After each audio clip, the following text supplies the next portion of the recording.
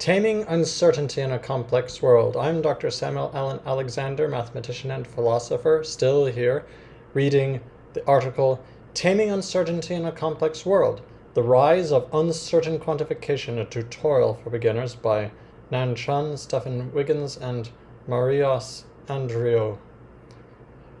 George Box, a British statistician, wrote the famous aphorism, "All models are wrong, but some are useful." The aphorism acknowledges that models, regardless of whether they are qualitative, quantitative, dynamical, or statistical, always fall short of the complexities of reality.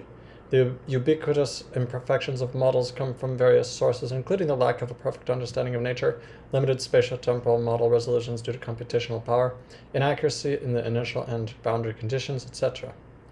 Therefore, uncertainty quantification, UQ, which quantitatively characterizes and estimates uncertainty, is essential to identify the usefulness of the model. Uncertainty quantification also defines the range of possible outcomes when certain aspects of the system are not precisely known. A key objective of uncertainty quantification is to explore how uncertainties propagate, both through time evolution and across different quantities via complex nonlinear dependencies. Characterizing uncertainties. When uncertainty appears in the model and the input, the output can potentially take different values with typically unequal chances. Therefore, it's natural to characterize the output as a random variable, and the uncertainty quantification of the model output can be based on the associated probability density function, PDF, probability density function. Intuitively, the spread of a distribution, which describes how close the possible values of the output are to each other, measures the uncertainty of a variable.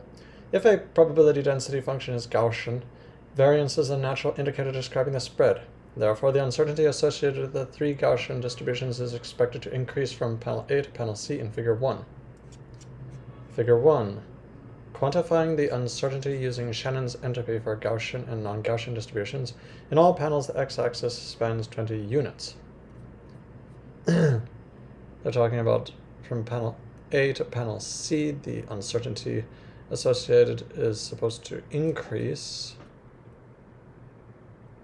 Right, because in panel A, everything's bunched more closely around 0, and in panel C, although the average may be about the same, it's not bunched all around 0. On the other hand, non-Gaussian distributions are widely seen in practice due to the intrinsic nonlinearity of the underlying system. The non-Gaussian features should also be highlighted in the rigorous quantification of the uncertainty. Shannon's entropy. Quantifying the uncertainty in one probability distribution function. Denote by p of x the probability distribution function of a random variable x. Shannon's entropy and information measurement is a natural choice to rigorously quantify uncertainty. It's defined as Shannon entropy of p equals minus integral p of x natural log of p of x dx. Shannon's entropy originates from the theory of communication when a word is represented as a sequence of binary digits with length n, so the set of all words of length n has 2 to the n equals big N elements. Therefore, the amount of information needed to characterize one element, which is the number of digits, is n equals log 2 of big N. Consider the case where the entire set is divided into disjoint subsets, each with big N sub I total elements. The chance of randomly taking one element that belongs to the ith subset is pi equals big Ni over big N. If an element belongs to the ith subset, then the additional information to determine it is log 2 big Ni. Therefore, the average amount of information to determine an element is summation over I big Ni over big N log 2 of big Ni equals summation over I big Ni over big N log 2 of big Ni over big N times big N equals summation over I pi log 2 of pi plus log 2 big N. Recall that log 2 big N is the information to determine an element given the full set. Thus, the corresponding average lack of information is minus summation pi log 2 pi, which is the uncertainty. The formal definition of Shannon's entropy generalizes the above argument. It exploits minus natural log of p of x, the negative of a natural logarithm function, to characterize the lack of information of each event x, and then takes the continuous limit to replace the finite summation with an integral that represents the uncertainty averaged over all events. Shannon's 1948 paper has a more rigorous derivation of Shannon's entropy and its uniqueness. Notably, Shannon's entropy applies to general non-Gaussian probability distribution functions. For certain distributions, the Shannon entropy of p can be written down explicitly. If p looks like normal distribution with parameters mu and big R is an m-dimensional Gaussian distribution where mu and big R are the mean and covariance, then Shannon entropy has the following form, where det denotes the matrix determinant. It's very interesting that this author really goes out of their way to define terminology. That's very refreshing after some of the other papers we've read recently. Shannon entropy of P equals m over 2 times 1 plus natural log 2 pi, all plus 1/2 natural log determinant of Bigar.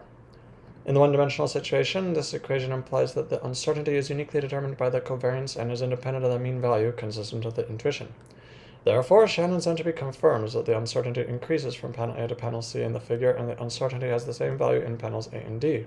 However, without a systematic information-based measurement, there is typically no single empirical indicator like variance or equivalently peak height that can fully characterize the uncertainty in complex non-Gaussian PDFs. Therefore, Shannon's entropy provides a systematic way for uncertainty quantification. Panel E shows a gamma distribution, which is skewed and has a one-sided fat tail. The fat tail usually corresponds to extreme events, which are farther from the mean value, naturally increasing the uncertainty. Let's look at the figure. Panel E has the fat tail.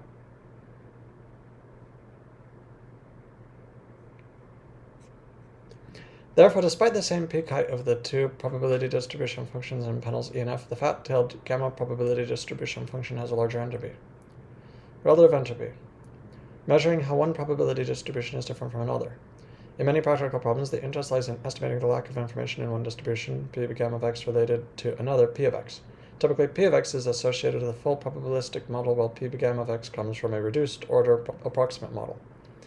The reduced order approximate model is often less informative, but is widely used in practice to accelerate computations. Recall that the uncertainty about x in P of x is script j of P of x equals minus, I suppose it says I, script I of P of x equals minus natural log of P of x. The average lack of information, i.e. Shannon's entropy, is Langle script I of P of x wrangle equals minus integral P of x natural log of P of x dx. However, while the uncertainty about x in P of gamma of x is script I of P of gamma of x equals minus natural log of P of gamma of x, the expected lack of information under P of gamma of x is Langle script I of P of gamma of x wrangle equals minus integral P of x natural log of P of gamma of x dx. Note that the point is that in this integral, the first P does not have the big M exponent on it. This is because even though the approximate model is used to measure the information natural log P of gamma of x, the actual probability of x to appear always comes from the full system, namely P of x, which is objective and independent of the choice of the model. In other words, the role of the approximate model is to provide the lack of information for each event x. In contrast, the underlying distribution of the occurrence of x is objective regardless of the approximate model used. Relative entropy, also known as the Kullback-Leibler divergence, KL, Kullback-Leibler, characterizes the difference between these two entropies. Kullback-Leibler divergence of P and P of gamma equals Langle script I P of gamma of x minus Langle script I P of x equals integral P of x natural log of P of x over P of gamma of x dx. The relative entropy of P and P of gamma is non-negative. It becomes larger when P and P of gamma are more distinct. Since P of x appears in both script I of P of gamma of x and script I of P of x, the relative entropy is not symmetric. One desirable feature of relative entropy of P and P of gamma is that it is invariant under general nonlinear change of variables. As a remark, if P of gamma of x natural log P of gamma of x is utilized to compute the expected lack of information under P of gamma of x, then the analog to the definition of the relative entropy of P and P of gamma is called Shannon entropy difference. To illustrate the relative entropy is a more appropriate definition of the lack of information than Shannon entropy difference, consider a model to bet on a soccer game. Team A versus Team B. Notice that whoever typeset this did not correctly typeset the spacing here. The kerning is wrong. When you're typesetting something like versus vs dot, which does not end a sentence, you should put vs dot backslash in your LaTeX. Anyway, a comprehensive model P gives the odds for Team A, 10% win, 10% draw, and 80% lose. However, someone unfamiliar with soccer may have a biased model P of gamma, which gives the odds for Team A, 80% win, 10% draw, and 10% lose. If entropy difference is used, the resulting lack of information will be precisely 0. In contrast, relative entropy considers the lack of information in P of gamma relative to P regarding each outcome. win, draw, lose. When both P looks like the Gaussian with parameters mu and big R, and P big M looks like that Gaussian with parameters mu big M and big R big M are m-dimensional Gaussians, the relative entropy has the following explicit formula. Relative entropy of P and Q equals 1/2 mu minus mu big M quantity transpose times the inverse of big R big M times mu minus mu big M, plus 1/2 times the trace of the inverse of plus 1/2 times the trace of big R times the inverse of big R big M minus M minus natural log determinant of big R times the inverse of big R big M, where TR is the trace of a matrix. The first term on the right hand side is called signal. That's the term 1/2 mu minus mu big M quantity transpose inverse of big R big M times mu minus mu big M. And this signal measures the lack of information in the mean weighted by model covariance. The second term involving the covariance ratio is called dispersion. Uncertainty quantification in dynamical systems. From now on, uncertainty quantification will be discussed in the context of dynamical systems. The uncertainty propagates in different ways in linear and nonlinear systems. Examples of uncertainty propagation in linear and nonlinear dynamical systems. Consider a linear ordinary differential equation dx over dt equals minus ax plus f, where a bigger than 0 is the damping coefficient and f is an external forcing. The solution can be written down explicitly: x of t equals x0 times e to the minus at plus 1 minus e to the minus at quantity f over a, where x of t converges to f over a in an exponential rate. Consider the time evolution of the linear dynamics with two different initial conditions. A deterministic initial condition x of 0 equals 2 is given in the first case. The time evolution of x of t is shown in panel A of figure 2. Figure 2's caption says solutions of the linear system. In panel A, the time evolution of x of t with a deterministic initial condition, and in panel B, time evolution of x of t with the initial condition given by a Gaussian distribution. The ensemble size is 1,000. In the second case, uncertainty appears in the initial condition, which is given by a Gaussian distribution. X of 0 looks like Gaussian of 2, 0.09. Different initial values are drawn from this distribution and follow the governing equation. The black curves in the second panel show the time evolution of different ensemble members, while the red curve is the ensemble average. The uncertainty dissipated over time, and the time evolution of the ensemble average follows the same trajectory as the deterministic case. In other words, the uncertainty does not change the mean dynamics. Next, consider the Lorentz 63 model, which is a nonlinear chaotic system. dx over dt equals sigma times y minus x, dy over dt equals x times rho minus z all minus y, dz over dt equals xy minus beta z. Again, consider the time evolution of the solution starting from two sets of initial conditions, one deterministic x of 0 equals 20, y of 0 equals minus 20, z of 0 equals 25, and one containing uncertainty. X of 0 looks like the Gaussian of 20, 1, y of 0 looks like the Gaussian of minus 20, 1, z of 0 looks like the Gaussian of 25, 1. By taking the standard parameter values, sigma equals 10, beta equals 8/3, and rho equals 28, the system displays a chaotic behavior.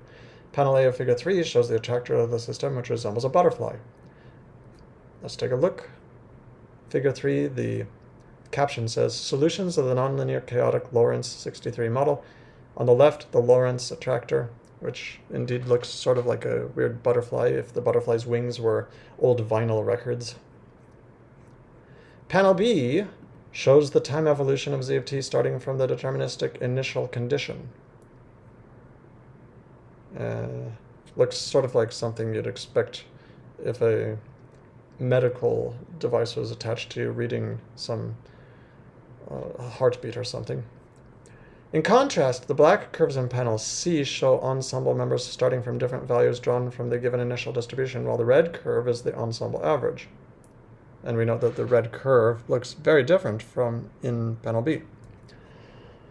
Although the ensemble mean follows the trajectory in the deterministic case and has a small uncertainty within the first few units, the ensemble members diverge quickly. Notably, the ensemble average significantly differs from any model trajectories. This implies that uncertainty has a large impact on the mean dynamics. In other words, the mean evolution of the uncertainty cannot be considered separately as in the linear case. Well, not surprising if the whole system is chaotic. Impact of nonlinearity on uncertainty propagation. To understand the impact of nonlinearity on uncertainty propagation, let us decompose a random variable x into its mean and fluctuation parts via the Reynolds decomposition. X equals Langle x wrangle plus x prime, with Langle x prime wrangle equals 0, where Langle.wrangle represents the ensemble average computed by taking the summation of all ensemble members and then dividing by the total number of ensembles. So x equals ensemble average of x plus x prime with ensemble average of x prime equals 0. So the ensemble average of the square of x prime is the variance of x. For the linear system, they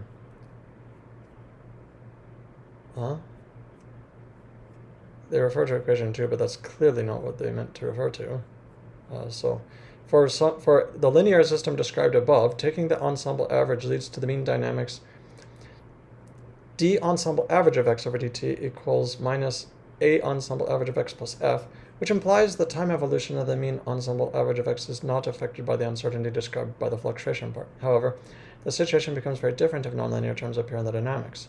Consider a quadratic nonlinear term on the right-hand side of the dynamics, dx over dt equals bx squared plus dot dot dot. Since the ensemble average of x squared equals the square of the sum of x prime and the ensemble average of x equals, boy, this is hard to read, equals the ensemble average of the square of the ensemble average of x plus the square of x prime plus twice x prime times the ensemble average of x equals the square of the ensemble average of x plus the ensemble average of the square of x prime.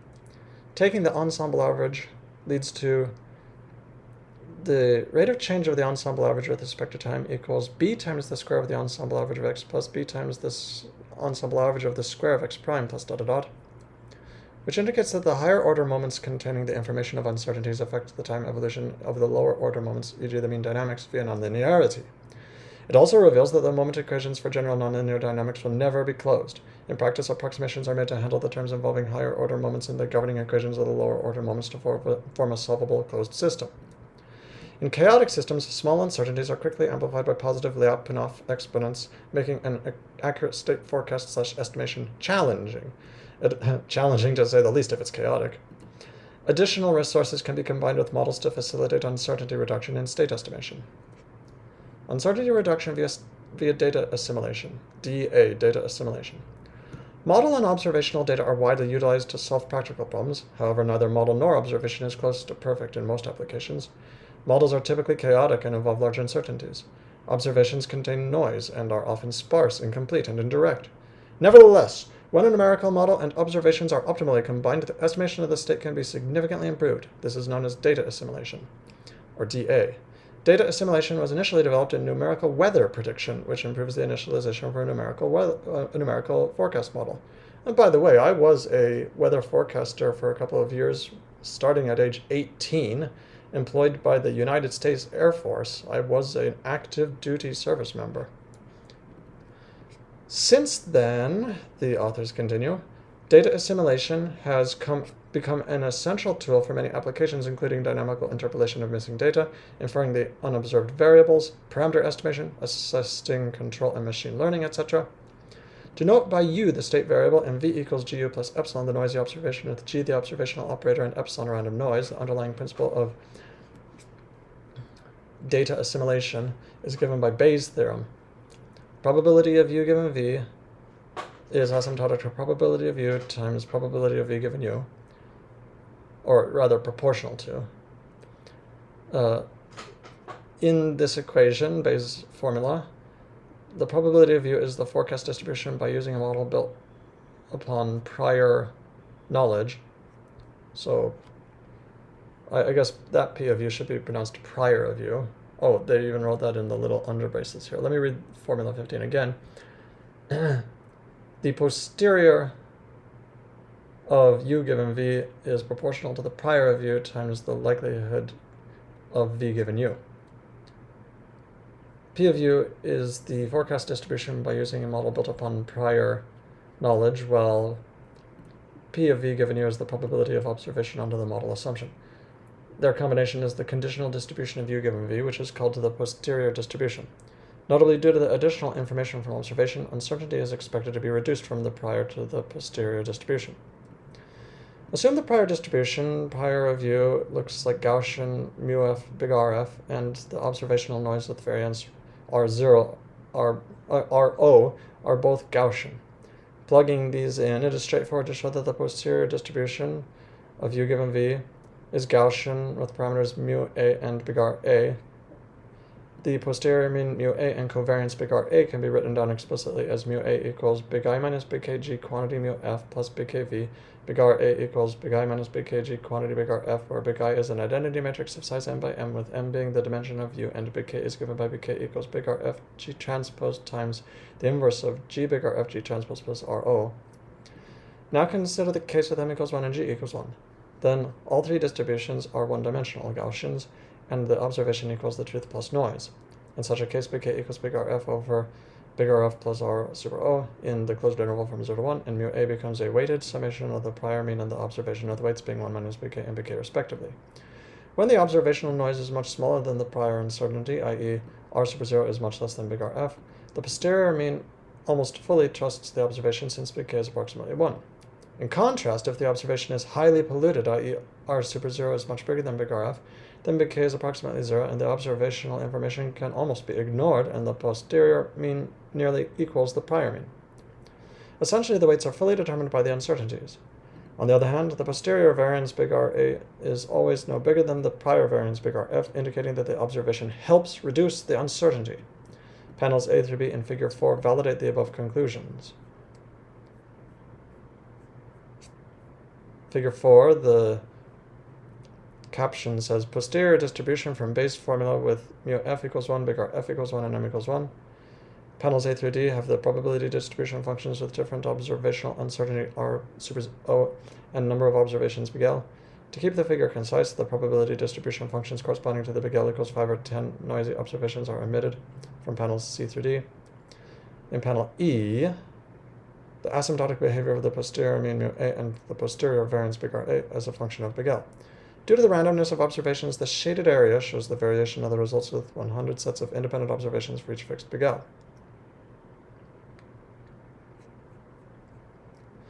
In some applications, repeated measurements with independent noise are available, which further advance the reduction of the posterior uncertainty. For example, in the above scalar state variable case, when big L repeated observations are used, the observation operator becomes a big L by 1 vector G equals 1 dot dot 1 quantity transpose, and similarly for the noise epsilon equals epsilon 1 dot dot epsilon big L quantity transpose. According to panels A, C, and D, the posterior uncertainty reduces when the number of observations increases from L equals 1 to 10. Panel E shows that when big L becomes large, the posterior mean converges to the truth, and the posterior variance decreases to 0. Correspondingly, when characterizing the uncertainty reduction in the posterior distribution related to the prior via the relative entropy, the signal part converges to a constant while the dispersion part scales as natural log of big L. See the online supplementary document for more details. When the forecast model and the observational operator are linear and the noises are Gaussian, the above procedure is called the Kalman filter. Closed analytic formulae are available for the posterior distribution. However, models are generally nonlinear, and the associated probability distribution functions are often non-Gaussian. Numerical methods such as ensemble Kalman filter, NKF, and ENKF, ensemble Kalman filter, or particle filter are widely used to approximate solutions. In the following, uncertainty quantification will be discussed in the context of Lagrangian dA. What was dA again? dA was data assimilation. In the following, uncertainty quantification will be discussed in the context of Lagrangian data assimilation, or LADA, Lagrangian data assimilation, which exploits Lagrangian observations. The same procedure for quantifying and reducing the uncertainty can be applied using other observations. Lagrangian data assimilation, LADA. Lagrangian tracers are moving drifters such as robotic instruments, balloons, sea ice flows, and even litter. They are often used to recover the flow field that drives their motions. However, recovering the entire flow field based solely on Lagrangian tracers is challenging. This is because tracers are usually sparse, which prevents a direct estimation of the flow velocity in regions with no observations. In addition, the measured quantity is the tracer displacements. Observational noise can propagate through the time derivative from displacement to velocity. A flow model, despite being generally turbulent, can provide prior knowledge about the possible range of velocity in the entire domain. Observational information dominates the state estimation at the locations covered by tracers. They also serve as the constraints, conditioned on which the uncertainty in estimating the flow field through the model in regions without observations can be significantly reduced.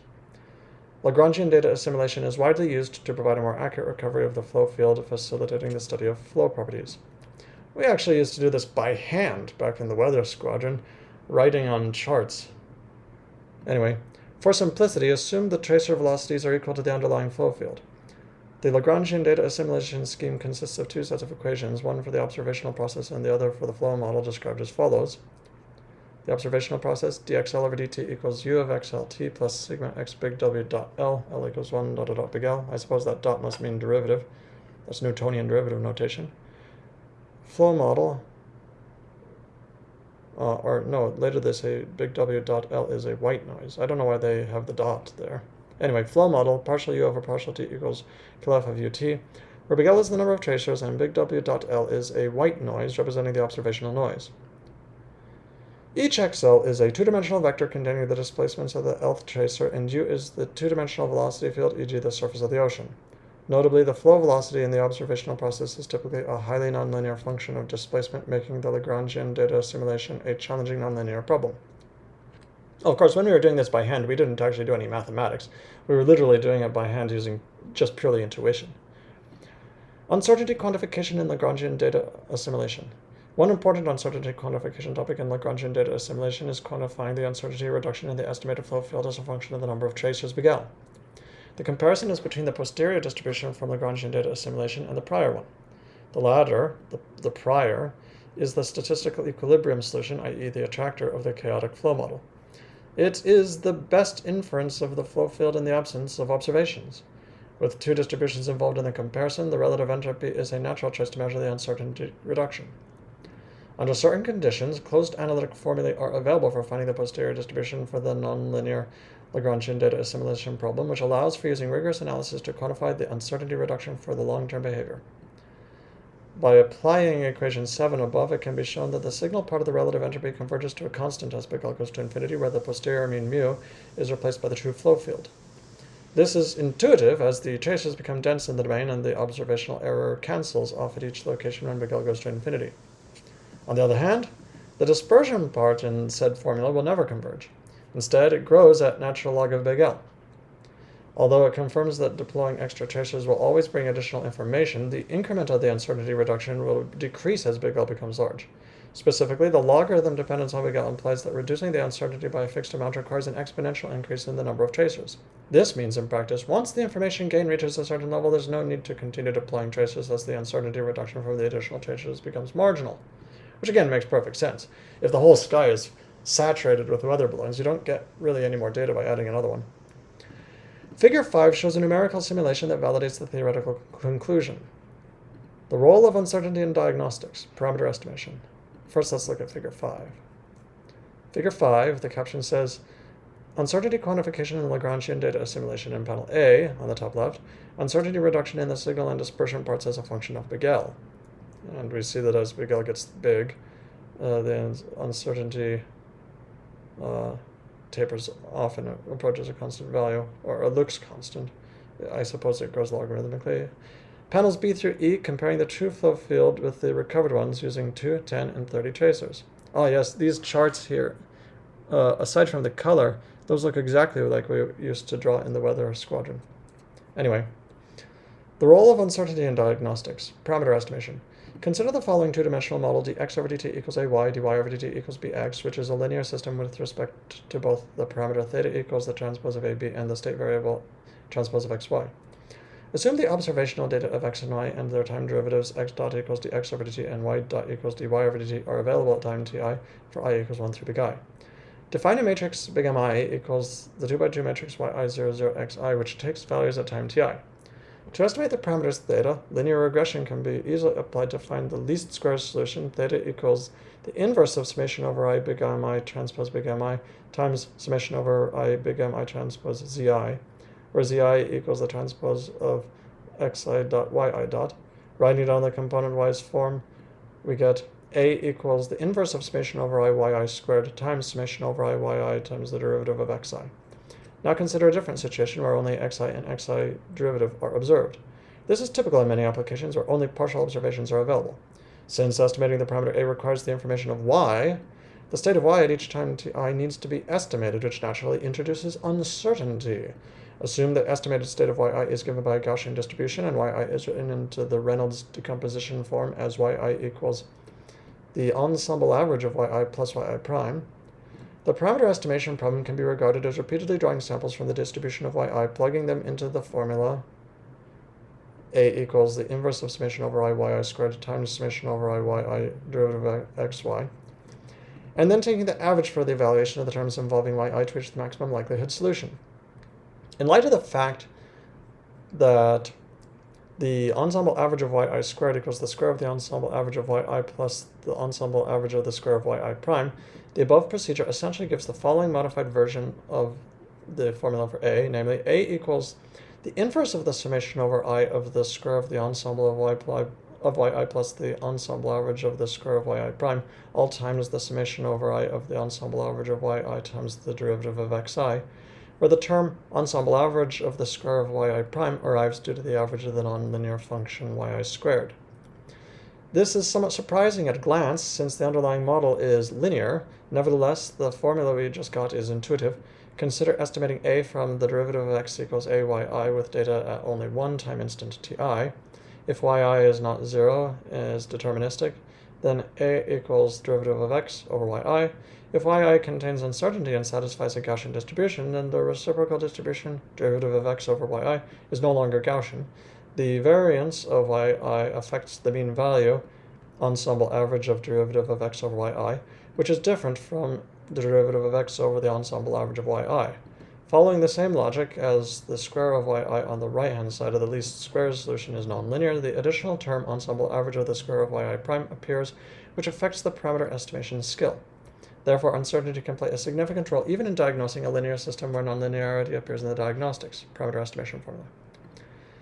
As a numerical illustration, assume enough data is generated with the true parameters a equals 2 and b equals minus 2, when the uncertainty, namely the variance of estimating yi, is given by ensemble average of the square of yi prime equals 0.5, 1, and 2 at all times ti, the estimated parameter of a becomes a equals 1.000, 0.672, and 0.404, respectively. As the estimated parameter becomes less accurate, the residual term in the regression increases, accounting for the effect of the input uncertainty. In practice, expectation maximization, EM iterative algorithms can be applied to alternatively update the estimated parameter values and recover the unobserved states of y. In the expectation step, the E step, the state of y can be inferred via data assimilation using the current parameter values theta. In the M step, the maximization step, the maximum likelihood estimate is applied to infer the parameters given the estimated state of y. Likewise, data augmentation can be used to sample the trajectories of the unobserved variables. This can be incorporated into other parameter estimation methods such as the Markov chain Monte Carlo. Eddy identification. Let us now explore how simple uncertainty quantification tools advance the study of realistic problems. Oceanic eddies are dynamic rotating structures in the ocean. The primary goal is to show that nonlinearity in the eddy diagnostic will make uncertainty quantification play a crucial role. Providing a rigorous definition of an eddy and discussing the pros and cons of different eddy identification methods are not the main focus here. Mesoscale eddies are major drivers in the transport of momentum, heat, and mass, as well as biochemical and biomass transport and production in the ocean. The study of ocean eddies is increasingly important due to climate change and the vital role eddies play in the rapidly changing polar regions and the global climate system. Due to the complex spatial and dynamical structure of eddies, there's no universal criterion for eddy identification. The Okubo-Weiss parameter, OW parameter, is a widely used approach based on physical properties of the ocean flow. Okubo-Weiss equals Sn squared plus Ss squared minus omega squared, where the normal strain, the shear strain, and the relative velocity are given by normal strain Sn equals U sub x minus V sub y. I assume those are partial derivatives. Shear strain S sub s equals V sub x plus U sub y, and relative vorticity omega is V sub x minus U sub y, respectively, with bold U equals UV, the two-dimensional velocity field, and the shorthand notation U sub x is partial U over partial x, as I thought it was. When the Okubo-Weiss parameter is negative, the relative vorticity is larger than the strain components, indicating vortical flow. The Okubo-Weiss parameter is an Eulerian quantity based solely on a snapshot of the ocean velocity field. There are other quantities to identify eddies, such as the Lagrangian descriptor, based on a sequence of snapshots. The use of these eddy identification diagnostics requires knowing the exact flow field. However, uncertainties may appear in state estimation. For example, in the marginal ice zone in the ocean is estimated via the Lagrangian data assimilation using a limited number of ice flow trajectories. Eddy identification exploiting the mean estimate of the flow field can lead to large biases. The contribution of the uncertainty in affecting the Okubo-Weiss parameter can be seen by applying the Reynolds decomposition to each component, e.g. the partial of u with respect to x equals the average of the partial of u with respect to x plus the partial of u prime with respect to x. By sampling multiple realizations from the posterior distribution of the estimated flow field, the expectation of the Okubo-Weiss parameter values applying to each of sampled flow field is given by expectation of Okubo-Weiss of u equals Okubo-Weiss of average of u plus the ensemble average of the square of the derivative with respect to x of u prime minus twice the ensemble average of the derivative of u prime with respect to x times the derivative of v prime with respect to y, all plus the ensemble average of the square of the y derivative of v prime, all plus 4 times the ensemble average of the x derivative of v prime times the y derivative of u prime. On the right-hand side, Okubo-Weiss of average of u is the Okubo-Weiss parameter applying to the estimated mean flow field. The remaining terms are all nonlinear functions of the fluctuation part due to the uncertainty in state estimation. In general, as most of the Eddy identification criteria are nonlinear with respect to the flow field, changing the order of taking the expectation and applying the Eddy diagnostic criterion will significantly impact the results. Notably, even though equations 21 and 23 are in entirely different contexts, they share the same essence that uncertainty plays a significant role when nonlinear terms appear in the diagnostics. Panels B through C of Figure 6 numerically illustrate the difference between the expectation of the Okubo-Weiss parameter of u and the Okubo-Weiss parameter of the average of u, where the flow field is inferred from Lagrangian data assimilation using a small number of the observed traces. Let's look at Figure 6, plus B through C. Figure 6, the caption says, Eddy identification using the Okubo-Weiss parameter. On the left, the Okubo-Weiss parameter based on the true flow field. In the middle, the Okubo-Weiss parameter based on the estimated mean flow field from Lagrangian data assimilation using a small number of the observed tracers. And on the right, the expected value of the Okubo-Weiss parameter based on multiple flow fields sampled from the posterior distribution. In the presence of such large uncertainty, the main contribution of the estimated flow field comes from the fluctuation part, while the mean estimation has weak amplitudes. Consequently, very few eddies are identified using Okubo-Weiss parameter of the average of u. The expected value of the Okubo-Weiss parameter of u improves the diagnostic results. However, it's still far from the truth in panel A on the left due to the large uncertainty of the Okubo-Weiss parameter of u computed by using different realizations of u sampled from the posterior distribution of the Lagrangian data assimilation. This is again similar to the intrinsic inaccuracy in the parameter estimation problem when uncertainty appears. Notably, collecting Okubo-Weiss parameters of u associated with different sampled flow realizations allows us to compute the probability distribution function p of Okubo-Weiss parameter of u, which provides a probabilistic view of eddy identification. Such a probabilistic eddy identification framework allows for assigning a probability of the occurrence of each eddy and the probability distribution functions of lifetime and size of each eddy. So if you're a ship captain, you'd ultimately see that as a forecast saying there's a 20% chance your ship is going to run into an eddy, I guess. Uncertainty quantification in advancing efficient modeling. The government equations of many complex turbulent systems are given by nonlinear partial differential equations. The spectral method remains one of the primary schemes for finding numerical solutions. For simplicity, consider a scalar field u of xt which satisfies a PDE with quadratic nonlinearities, as in many fluids and geophysical problems. Assume Fourier basis functions exponential of ikx are utilized where k is the wave number and x is the spatial coordinate. Denote by u hat k of t the time series of the spectral mode associated with the wave number k. Apply a finite dimensional truncation to retain only the modes k in the closed interval from minus big K to big K. The resulting equation of u hat k of t typically has the following form. Du hat k of t with respect to dt equals minus dk plus I omega k quantity u hat k of t plus f hat k of t plus summation minus big K less than or equal to m less than or equal to big K cm k u hat m u hat k minus m, where big K much bigger than 1 represents the resolution of the model. I is the imaginary unit. Dk and omega k are both real, while f hat k of t is complex. The first term on the right-hand side, that is, minus dk plus I omega k quantity u hat k of t, is linear, representing the effect of damping/dissipation minus dk less 0 and phase omega k. The second term, that is, f hat k of t, is deterministic forcing. The last term sums over all the quadratic nonlinear interactions projected to mode k. Typically, a large number of such nonlinear terms will appear in the summation, which is one of the main computational costs in solving. Due to the turbulence of these systems, many practical tasks, such as the statistical forecast and data assimilation, require obtaining a forecast distribution by repeatedly running the governing equation. Each run is already quite costly, so the ensemble forecast is usually computationally prohibitive.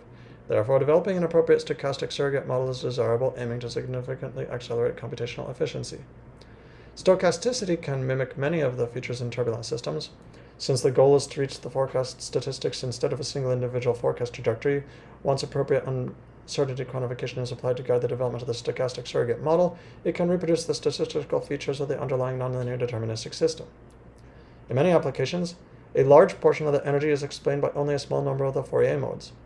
Yet, the entire set of the Fourier modes has to be solved together in the direct numerical simulation to guarantee numerical stability. Therefore, reducing the computational cost by using stochastic surrogate models is twofold. First, in the governing equation of each mode, the heavy computational burden of calculating the summation of a large number of nonlinear terms will be replaced by computing a few much cheaper stochastic terms.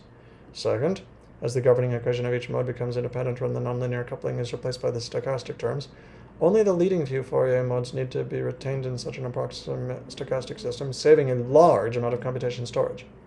This allows a larger numerical integration time step, since stiffness usually comes from the governing equations of these small-scale modes. One simple stochastic model is to replace all the nonlinear terms in the governing equation of each mode by a single stochastic term big W dot representing white noise, which works well if the statistics of the mode are nearly Gaussian. The resulting stochastic model reads du hat k of t over dt equals minus dk plus I omega k quantity u hat k of t plus f hat k of t plus sigma k big W dot k. So it's the same as above, except we replaced the big complicated thing with just noise. For systems with strong non-Gaussian statistics, other systematic methods can be applied to develop stochastic surrogate models. Uncertainty quantification plays a crucial role in calibrating the stochastic surrogate model. Specifically, the parameters in the stochastic surrogate model are optimized so that the two models have the same forecast uncertainty, which is crucial for data assimilation and ensemble prediction. This is often achieved by matching a set of key statistics of the two models, especially the equilibrium probability distribution functions and the decorrelation time. For that simplified equation we just saw, simple closed analytic formulae are available for model calibration in reproducing the forecast uncertainty, allowing it to be widely used in many practical problems. See the online, etc. Panels A of Figure 7 shows a snapshot of the stream function from a two-layer quasi-geostrophic QG quasi-geostrophic model, which is given by a set of nonlinear PDEs with the spatial resolution of each layer being 128 by 128. Let's look at the figure. Figure 7, the caption says, comparison of the simulations from a nonlinear PDE model and a stochastic model, showing the latter, the stochastic model, can reproduce the forecast statistics of the former. In panels A and C, snapshots of stream functions of the upper layer ocean, panels B and D, time series of mode 5, These are two different realizations, so there is no pointwise correspondence between them in the snapshots or time series.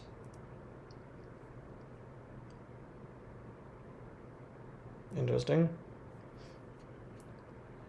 In comparison, panel C shows a snapshot of the spatial field by running a set of stochastic surrogate models, each calibrated by capturing the forecast uncertainty of one Fourier mode with a two-layered QG quasi-geostrophic model.